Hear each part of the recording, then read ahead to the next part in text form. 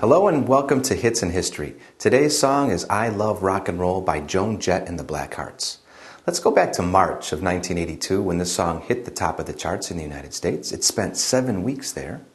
What else was happening around the world when this song hit the #1 position?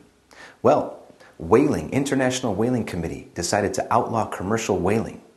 Also, 20 million elm trees died in the UK because of Dutch elm disease.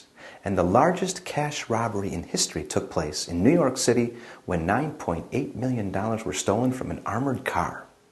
Well, when we talk about this song, I Love Rock and Roll, we have to talk about the lack of radio airplay.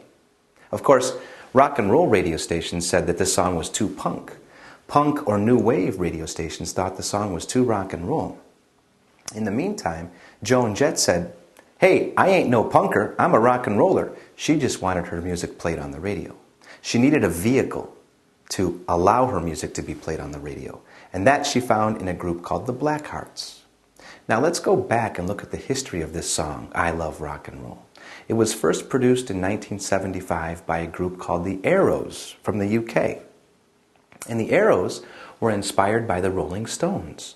Remember the Rolling Stones song, I know it's only rock and roll, but I like it? Well, one of the members of the Arrows, his name was Jake Hooker. He said, "What do you mean it's only rock and roll and you like it? I love rock and roll." So he wrote the song, I Love Rock and Roll. Now at the time, Joan Jett was touring in the UK with her group called the Runaways, and they had broken up. So she needed some help, and she hooked up with 2 ex-members of the Sex Pistols. And they produced the first version of this song in 1979. It didn't do very well. Joan Jett returned to the United States, and that's when she produced this version in 1982. Straight to the top. Later on, when Jake Hooker heard this version for the first time, he said, "That's the way the song is supposed to sound."